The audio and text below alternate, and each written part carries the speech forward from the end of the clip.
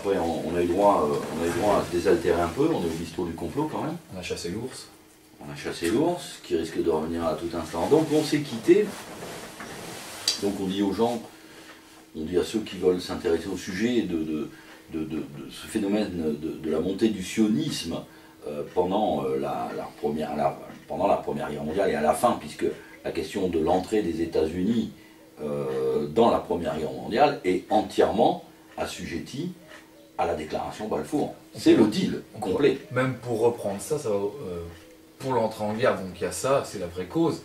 Mais pour influencer l'opinion publique, influencer les masses, on crée des fausses nouvelles. L'affaire Zimmermann, fameuse affaire où le soi-disant le ministre des Affaires étrangères allemand, alors je ne me rappelle plus trop son nom, enfin bref, envoie une lettre soi-disant à l'ambassadeur, son ambassadeur aux États-Unis qui doit contacter l'ambassadeur mexicain, comme quoi il y aurait une alliance qui serait faite entre l'Allemagne et le Mexique pour attaquer les États-Unis. Donc, encore une fois, montée de toutes pièces, mais qui permet une nouvelle fois de mettre fin à la politique. De réveiller un petit peu, ouais, parce qu'il faut réveiller l'opinion américaine. Ah, voilà, c'est ça. Comme plus tard Pearl Harbor. On en reparlera sur la seconde On guerre en reparlera mondiale, plus tard. Mais de même façon, il faut l'opinion. L'opinion, c'est quelque chose de fondamental. C'est comme ça qu'on mène les peuples. C'est l'opinion. Et l'opinion, c'est pas par hasard que de toute façon, on en reviendra, tous les financiers achètent les journaux, les médias. Bah, la Roundtable, le fameux Roundtable, Astor, qui est directeur, enfin, qui dirige le Time, fait partie de la Roundtable. Voilà. Et de toute façon, quand il y a eu la réunion, la fameuse réunion de San Francisco, où ils ont mis en place le Titi-Denment, qui sont les invités d'honneur, c'est Ted Turner, notamment, les masses médias. Ils font partie du pouvoir occulte. Exactement. Ils sont une pièce importante. Oui. C'est une pièce importante. Donc c'est pas d'hier, ça a commencé bien avant. Oui, voilà. Les gens aujourd'hui découvrent que l'opinion peut être manipulée, mais on le sait depuis longtemps, mais c'est fait vraiment aujourd'hui à grande échelle. Donc c'est déjà en place au moment de la Première Guerre mondiale. Il faut manipuler l'opinion américaine pour la faire entrer dans une guerre dont en fait on lui donne les mauvais prétextes.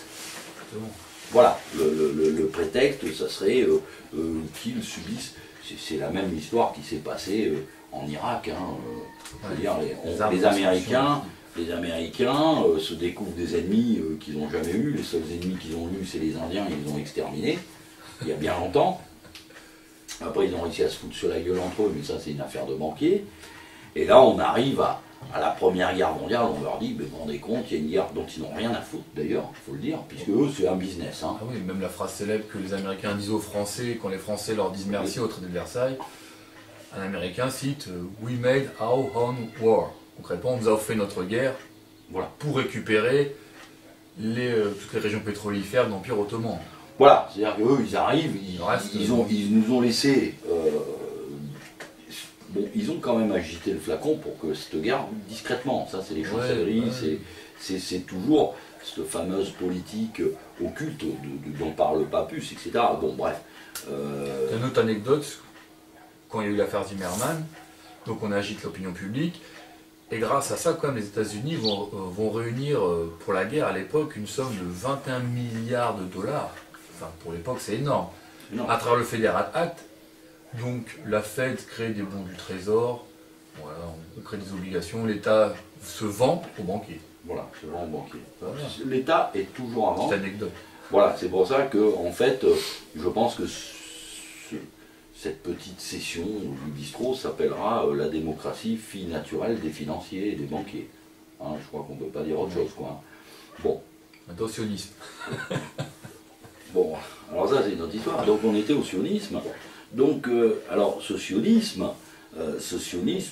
en fait au départ quand il arrive, quoi, et Theodor Herzl, notamment, est un journaliste, mais un sinistre inconnu, quoi. Cette thèse sioniste n'a ni queue ni tête.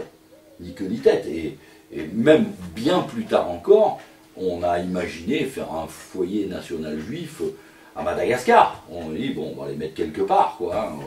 Voilà, mais la question d'Israël, et encore aujourd'hui d'ailleurs, énormément d'orthodoxes juifs considèrent qu'ils ne devraient pas être en Israël, quoi. De toute façon, quand Thomas Herzl développe sa thèse, il y a plein de rabbins qui sont totalement contre cette idée. Hein. Ah oui, oui, c'est pour eux. C'est pour ça qu'il faut bien faire. Les sionistes et le judaïsme, ça n'a rien à voir. Ça n'a rien à voir, et de toute façon, le mot juif ne veut rien dire. Non, Voilà. en plus, En plus. Donc, on va partir dans les sémites. on va pas, là c'est compliqué, c'est très très complexe. On oublie, mais par contre, eux, les financiers, à travers ce nationalisme juif, on va dire entre guillemets, sentent qu'il y a quand même un petit quelque chose à mettre en place, qui sera utile plus tard. Plus tard. On le voit aujourd'hui, mais à l'époque, c'est des gens qui sont très visionnaires. Même pas visionnaires, ils ont un plan. Ils ont un plan. Bon, ils ont un plan. Oui, non, complot. Dites le mot complot. On n'a pas dit complot. On a dit complot. Non, c'est pas des gens qui veulent contrôler le monde, c'est pas des gens qui sont assoiffés de richesse et de beaucoup d'autres choses et de pouvoir. Donc, la question, on arrive au traité de Versailles. L'affaire donc du foyer national juif est pactée, les Américains sont arrivés, ils nous ont fait le grand cinéma, Lafayette nous voici, n'est-ce pas? Bon, ça inspirera des gens qui diront pendant des siècles, les Américains nous ont sauvés 2 fois, laissez mourir. Je veux dire, laissez mourir, bon, ouais. En plus, même sur Thomas Herzl, on peut une autre anecdote à ce sujet, quand même, qui est très, enfin, c'est même pas une anecdote, c'est très important, étant donné qu'en 1912, déjà avant la guerre, il va rencontrer les personnes de la Round Table, hein, Alfred Milner notamment, en lui demandant concrètement qu'est-ce que tu peux faire pour m'aider à créer ce foyer national juif. Utilise de ton influence pour m'aider à créer. Les gens qui sont au-dessus de nous le veulent. Oui. Donc, quand il parle des gens au-dessus de nous, donc la Round Table, je vous rappelle, Cécile Rhodes est financée par Rothschild. Oui. Mais c'est même le légataire universel. Rothschild devient à la mort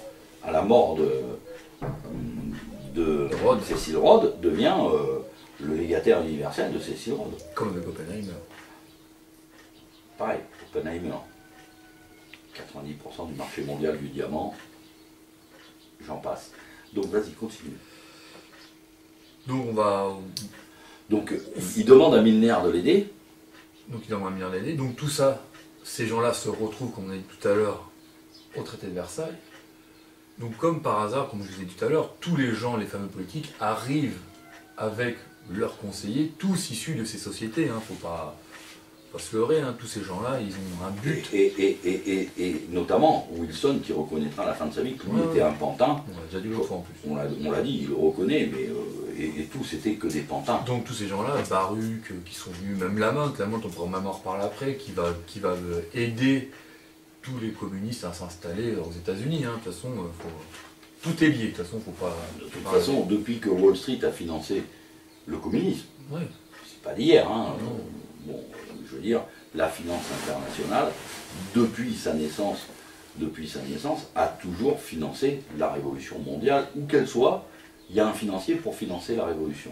C'est pour ça qu'on dit le mouvement révolutionnaire mondial, puisque les financiers n'ont pas de frontières. Voilà. Ils n'ont pas de pays. Les gens se demandent pourquoi ça a été employé dans beaucoup de livres. Napster Wester appelle la révolution mondiale. William Guicard, la révolution mondiale, beaucoup de gens parlent de révolution mondiale, tout simplement parce que, comme disait Gabriel Rakowski, les financiers cosmopolites. Pourquoi mondial? Parce que les financiers n'ont pas de frontières. Non, du tout. Voilà, ils n'ont pas de frontières, ils financent et ils créent la pensée révolutionnaire mondiale. Ils la créent, ils gèrent les problèmes et ils créent le prochain. Voilà, donc au traité de Versailles, on met en place une carte, on redessine la carte du monde. Ah bah oui, on invente la géopolitique quasiment à cette époque. On invente la Donc géopolitique. tout est mis en place hein, concrètement. Donc ce foyer national juif qui est créé où on voit un exode de personnes qui retournent vers la Palestine. Voilà, avec des fonds illimités des Rothschild. Bien sûr. Et Faut en pas plus, l'oublier, hein. à ce moment-là, il y a Churchill qui se déplace en Palestine parce qu'à ce moment-là, quand même, les Anglais se sont alliés avec différentes tribus de là-bas, avec le fameux Laurence d'Arabie, pour dire vous nous aidez à renverser tous les pouvoirs, nous, en échange, on vous donne des bouts de territoire. Donc, ils ont bien compris ce qui leur arrivait après. Donc Churchill se déplace, rencontre tous les chefs arabes de là-bas, et les chefs se plaignent justement que les Anglais aient aidé à financer, à mettre en place le foyer national juif, et Churchill leur dit de toute façon, maintenant c'est fait, c'est comme ça, et ça continuera. Et on ne reviendra pas dessus, et de toute façon, pendant tout l'espace-temps, on ne va pas reparler d'ailleurs de la Palestine entre le traité de Versailles et la Deuxième Guerre mondiale, c'est là que ça reviendra d'actualité. Pendant ce temps-là, il faut savoir que la famille Rothschild envoie un crédit illimité pour racheter tout ce qui est à acheter en Palestine pour les Juifs. C'est-à-dire que c'est pas à cette époque-là, c'est pas comme après la guerre de 66 où on expulse mal illittéré. Là, on achète. Là, on va tout acheter. Qu'importe le prix, on achète. De toute façon, l'argent, toujours pareil, c'est une abstraction. De toute façon, c'est quoi? Ça n'existe pas. Ça n'existe pas l'argent. Donc crédit illimité, crédit illimité pour tout racheter. Donc on va revenir sur les Fabians et la Round Table, parce que pendant la Seconde Guerre mondiale, la Première Guerre mondiale, le traité de Versailles, tous les financiers chargent la Round Table avec le fameux l'Institut Royal des Affaires Internationales. On leur dit clairement, Rockefeller Rothschild disent, faut réécrire l'histoire. Tout ça, ça ne doit pas apparaître. C'est ce qu'on a dit. Hein. Les Français n'arrivent qu'avec Clémenceau. Les Anglais, il n'y a que Lloyd George. Et il n'y a que Woodrow Wilson avec ses fameux 14 points extraordinaires qui crée la SDN mais qui se retire parce que le Congrès n'accepte pas. Il y a encore des gens intelligents. Maintenant, moins. La SDN, c'était une ébauche. Hein. Voilà. Maintenant, ils ont fait beaucoup mieux. Ouais. Donc, ça se finit comme ça. Les gens se séparent en bon terme. Ils sont contents, sauf les Allemands, bien évidemment, qui eux, on va les aider à préparer leur revanche, bien évidemment. Ah, ça quand même. Faut d'abord créer l'animosité, le casus belli. Donc l'Allemand comprend qu'il a été le cocu de la Première Guerre mondiale, complet. Hein. Complet. Donc on réécrit l'histoire, maintenant vous voyez tous les livres d'histoire, vous prenez, hein, c'est toute la réécriture. Hein, les méchants Boches qui ont attaqué les gentils Français. Voilà, les Américains qui viennent nous aider. Parce qui nous sauvent. Parce que, en remerciement de Lafayette, on apprécierait beaucoup plus que les Américains nous remboursent un petit peu, parce qu'ils se sont engagés solennellement à nous rembourser nos frais qu'on a engagés pour l'indépendance, notamment Louis XVI, la parole, parce que la parole d'un banquier vaut pas toujours. Il y a des dettes qui sont imprescriptibles, d'autres qui le sont directement. Voilà, donc il faut savoir que quand un financier cosmopolite s'adresse à un roi catholique, sa parole ne vaut rien. L'autre fait important, donc qu'on continue sur la Round Table, c'est qu'il y a ce fameux colonel House qui rencontre tous ces gens de la Round Table, qui se dit « Nous, on voudrait bien créer la même chose aux États-Unis ». Et qu'est-ce qu'il crée? Le fameux CFR. Council on Foreign Relations. Qui n'aura pas trop d'importance au début, enfin, une certaine importance, hein, on prépare, ils sont là pour préparer, voilà. Il y aura beaucoup plus d'importance après la Seconde Guerre mondiale. Ah ben bien sûr. Après là, après c'est fini. Voilà. Donc le traité de Versailles fini. On peut citer aussi le fameux article 231 qui dit que l'Allemagne est totalement, un peu l'Autriche-Hongrie, qui est totalement responsable de la guerre. Ah oui. Donc on crée ce fameux, on vous dit, l'Allemagne, vous nous devez 132 milliards de marques or. Or. Voilà. Oui, or, parce qu'il reste. Non, on veut de l'or. Et même Keynes qui dit, après le traité de Versailles, qui dit, ils ne sont même pas capables de rembourser le tiers de ce que vous leur demandez. Voilà. Donc. Alors que tout le monde est keynésien. Voilà. Oui, encore pire après. Voilà. Non, mais bon, c'était impossible. C'est-à-dire, on leur met une dette impossible. À rembourser, oh oui, de toute façon, voilà. On en reparlera après de l'Allemagne après. On a humilié le vaincu, pour être sûr, et on va avoir également, de toute façon, pendant cet entre-deux-guerres, de toute façon, toujours pareil, je veux dire, l'opinion manipulée avec ses agitateurs. Bien sûr. Il faut réveiller, je veux dire, cette honte, il faut laver la honte. En fait, là, en gros, il y avait, donc, en Allemagne, donc, à la défaite, il y avait déjà, ce mouvement communiste que l'Allemand haïssait, une grande partie de l'Allemagne ne comprenait même pas ce mouvement communiste, et je veux dire une grande partie d'Allemands qui ont un sens nationaliste, honneur, pays, etc., qui veulent laver la honte. Ils veulent laver la honte, mais comme ils ne veulent pas assez bien laver la honte, les banquiers vont s'occuper, les financiers, quand même. de leur serrer le kiki pour leur dire, voilà, là maintenant que tu te chauffes avec des billets de Deutsche Mark, hein, que ton argent vaut moins cher que du bois. Est-ce que tu vas enfin faire venir quelqu'un qui va laver la honte?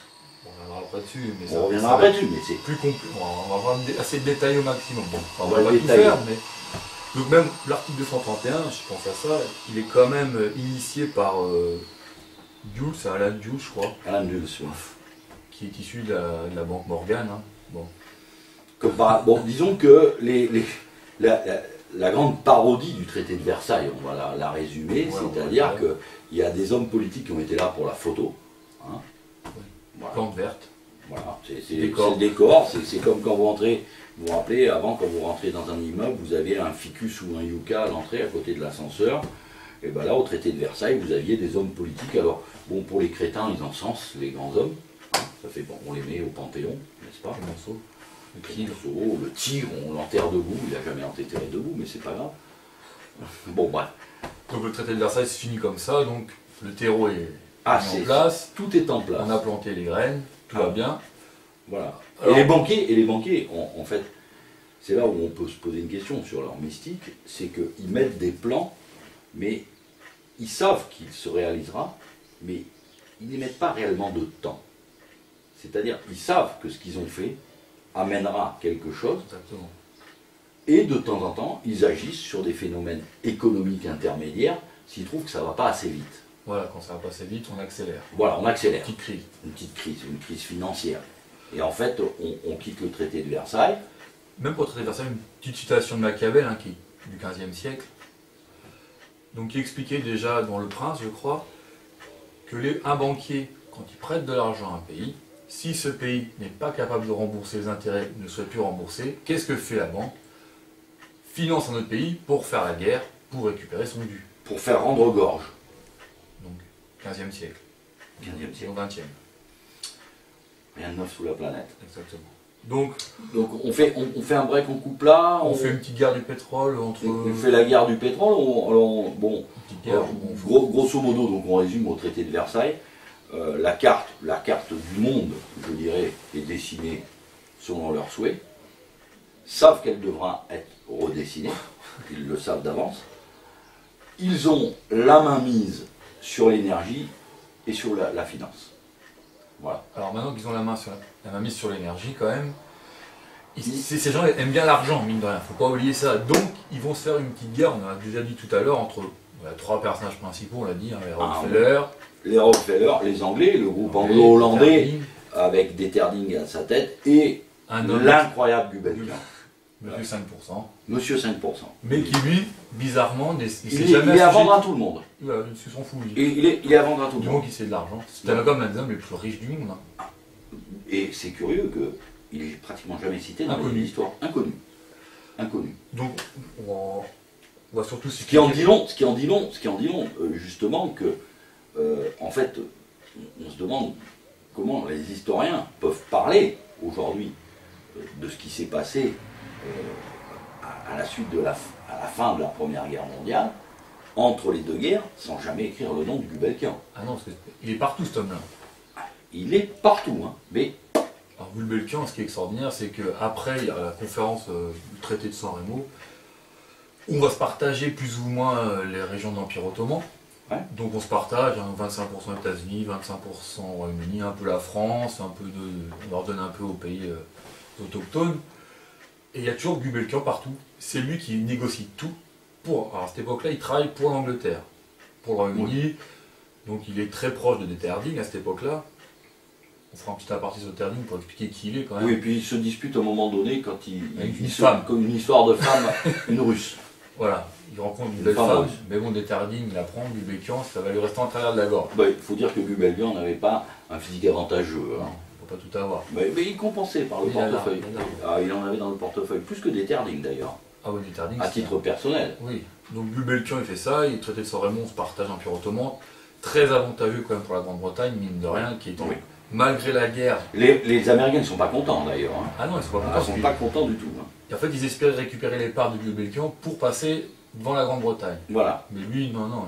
Bon, et il savait également que de toute façon, les Français étant les cocus de l'histoire, Comme d'hab. alors eux, c'est une catastrophe. Hein. Alors, on va faire un petit truc sur les Français.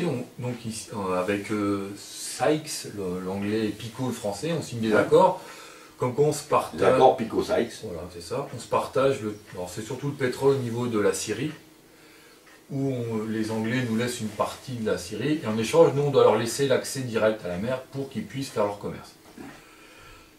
Alors, ce qui est étonnant, c'est qu'en 1921-22, les Allemands ne peuvent pas rembourser, les pauvres, parce qu'on les a étranglés. Ouais.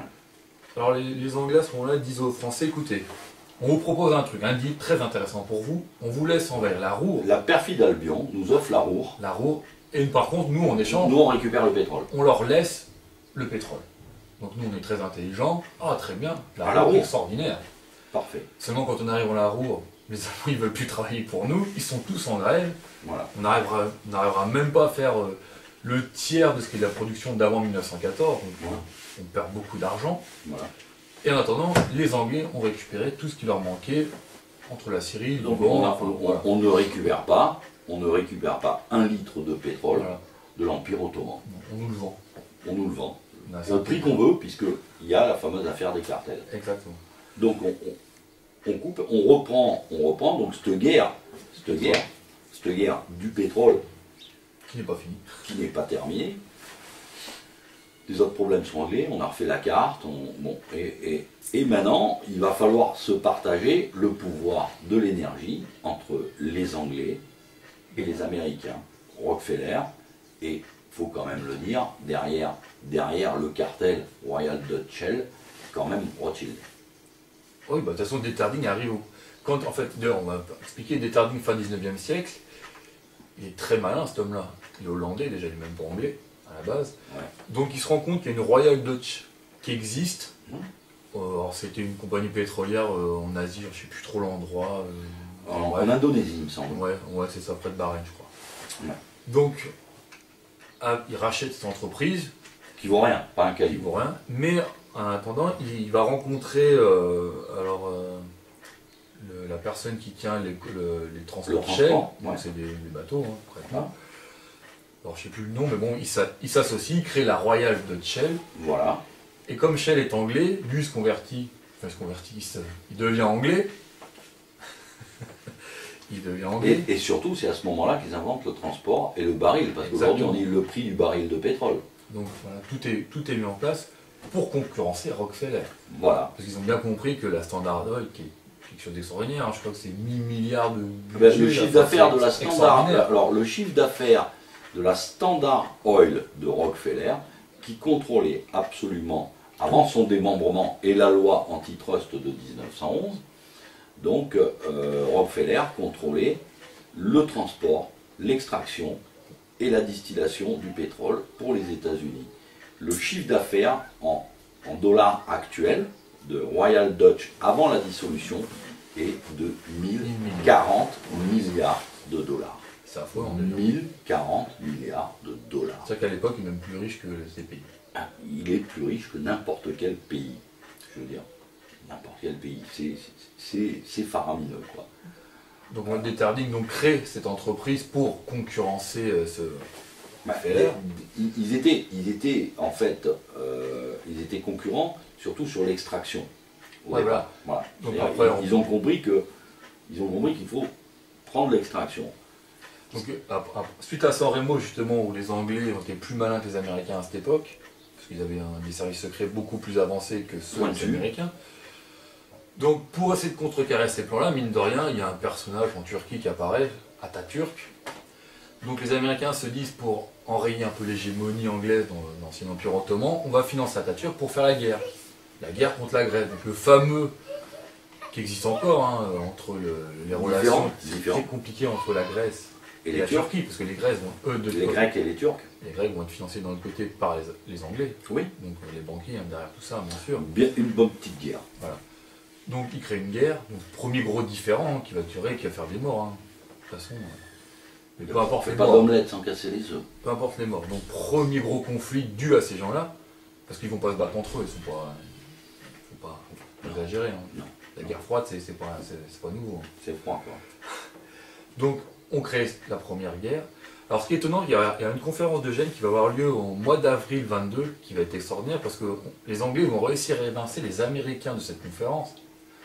Le but des Anglais à travers ça, alors il y a plusieurs buts. La première, c'était remettre la convertibilité de la livre sterling en or. Et surtout, derrière tout ça, il y avait un plan, c'était récupérer les champs pétrolifères de Bakou, qui était vraiment le champ pétrolifère le plus important du monde à cette époque, beaucoup plus qu'au Moyen-Orient à cette époque. Ah oui, les pétroles russes, on va dire. Parce qu'en fait, il avait un œil sur les pétroles russes. En fait, c'est même plus là. Les Anglais avaient déjà investi, ils avaient permis aux Russes de construire pour extraire le pétrole, mais quand les cocos sont arrivés, financés par Wall Street. Ouais. Donc vous, les Anglais, ça fait indifférent déjà. Oui, vous avez construit ça, maintenant on n'a plus besoin de vous, on récupère tout. Donc à travers ça, Metternich disait à sa diplomatie, vous essayez de reconnaître, parce que l'URSS n'est pas reconnu par aucun pays à cette époque encore. Donc on a dit, nous on vous reconnaît, on vous aide sur plein de choses, et en échange vous nous laissez exploiter le pétrole de Bakou. Les Américains ils ont bien compris, même s'ils ne font pas partie de la conférence de Gênes, ils ne sont pas idiots, ils savent comment ça se passe. Donc un peu avant ça, il y a l'affaire Harding, le président des États-Unis de l'époque, qui mourra un peu de temps après. Donc on peut expliquer, il y a Sinclair, qui est le président de cette époque de la Standard Oil, donc marionnette de Rockefeller bien sûr, qui lui va essayer de relier secrètement des relations avec l'URSS, en leur disant vous nous laissez Bakou, et nous en échange on vous finance plein de choses. On vous donne à manger, déjà. On vous envoie des ingénieurs pour créer des barrages, pour créer des trains, parce que l'URSS c'est grand, et à cette époque-là c'est difficile de communiquer à travers tout ce grand pays. Stolypine, je veux dire, avait compris qu'il fallait développer l'URSS,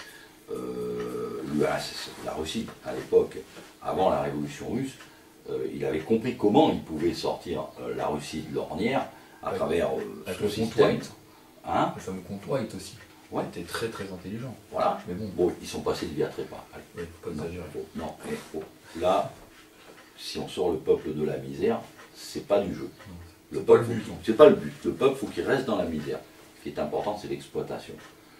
Donc on est passé très vite, après Versailles, on n'a pas fait de coupure, je signale. Tant pis, on continue, on enchaîne. J'ai même pas fini parce que Sinclair, qui est mêlé. Alors, bon, c'est pareil, les services secrets britanniques, on a dit, qui étaient très puissants, vont en nouvelle fois créer un scandale aux États-Unis sur une solution d'exploitation de pétrole dans le Wyoming, je crois, où ils seraient mêlés à des affaires de corruption. Donc on monte ça très rapidement, parce que la conférence de Gênes a lieu le 16 avril. Donc Harding, le président des États-Unis, je vous ai dit, à l'époque, allait annoncer le 14 avril que les Russes et les Américains avaient trouvé un compromis pour justement contrer les Anglais qui étaient des Anglais. Donc, juste avant l'annonce, Sinclair est dénoncé, donc fini Sinclair, donc on dénonce tout ça, ce qui fait que les accords passant secrètement entre les Russes et les Américains qui devaient être officialisés sont complètement arrêtés. Donc les Anglais, la guerre du pétrole, c'est ça, c'est qu'une affaire de société c'est une affaire de contrat, On fait tout en secret, mais après, quand on voit que ça ne rentre pas dans nos avantages, les Anglais étaient très forts pour ça, on arrête tout. C'est pas pour rien qu'on l'appelle la perfide Albion. Et Harding, quand même, meurt un an après, bizarrement. Bon, il n'était pas malade, mais bon, il meurt. Donc, fameuse conférence de Gênes, donc les Anglais ont tout mis en place pour essayer de contrôler Bakou, mais les Russes, non. C'est pas fou, ils avaient bien compris que là, il y avait qu'un certain avantage. Donc, on pourrait continuer comme ça, mais on va aller directement en 1928, aux accords d'Aknakari. Je sais pas ce que tu en penses. Disons qu'avant 28, il faut quand même remettre un peu le tableau en place. C'est que Rockefeller, lui, a subi la dissolution, la loi de dissolution antitrust de 1911. Donc, la standard de Rockefeller est divisée en 32 ou 34 sociétés, dont bien entendu il garde le contrôle de toutes. Quand même. Voilà, c'est 34 fois le même mec au lieu d'une fois, Et donc ça change tout, Immédiatement, c'est plus présentable. Et en même temps, Rockefeller commence à créer donc la Chase Manhattan, sa banque, sa banque, il commence à se mettre dans les banques, et il commence à se mettre également dans ce qui commence à émerger, quoi. C'est les recherches, je dirais, sur l'alimentaire, sur la bio, sur la bioéthique. Pas trop alimentaire au début, c'est plus...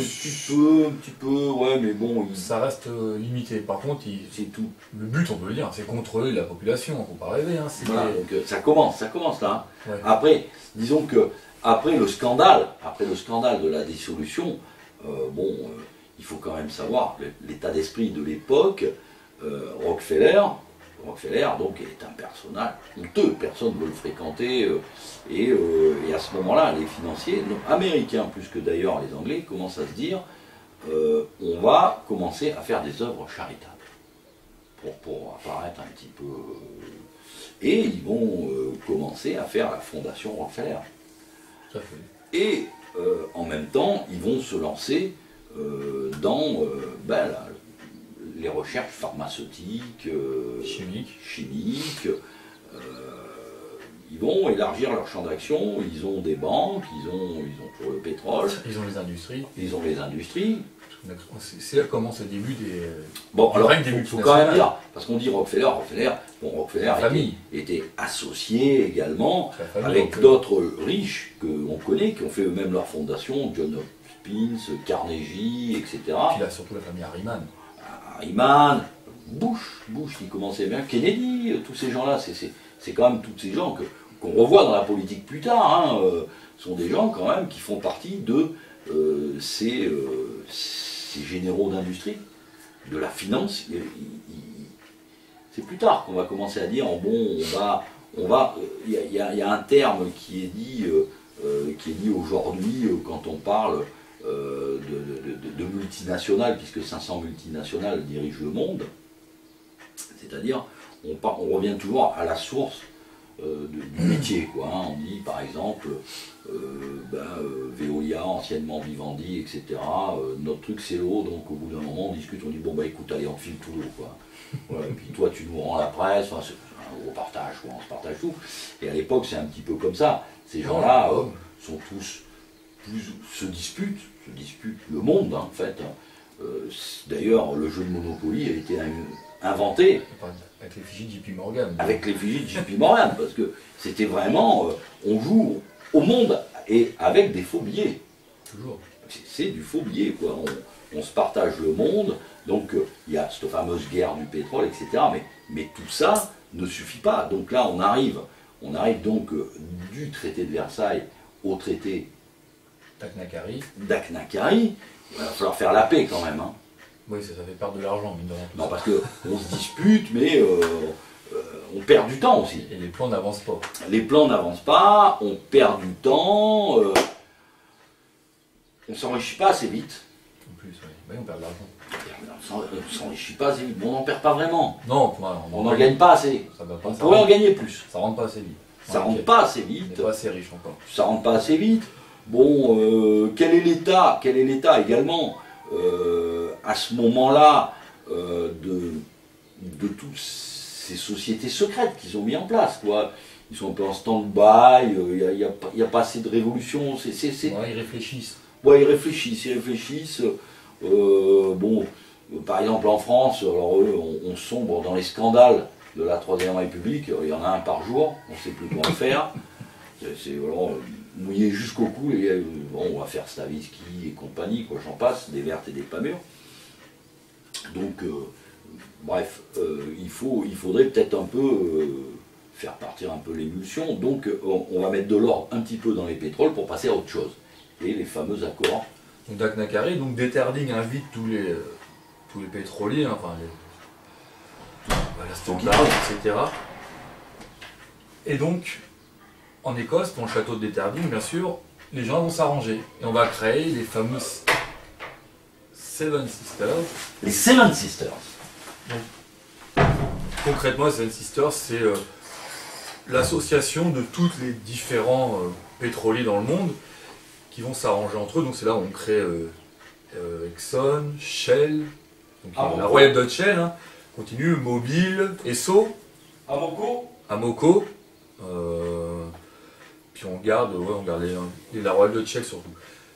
À partir de là, donc Deterding, lui se dit, j'ai fini, D'où son plan derrière tout ça, c'était de récupérer toujours bien sûr les régions pétrolifères de bas coût. Donc à partir de 1928, va arriver la fameuse crise de 29 qui va être totalement organisée par les financiers. Détarding va les aider à créer le monstre, on viendra dessus après. Et de là, va s'enchaîner tous les événements qui vont amener à la Seconde Guerre mondiale.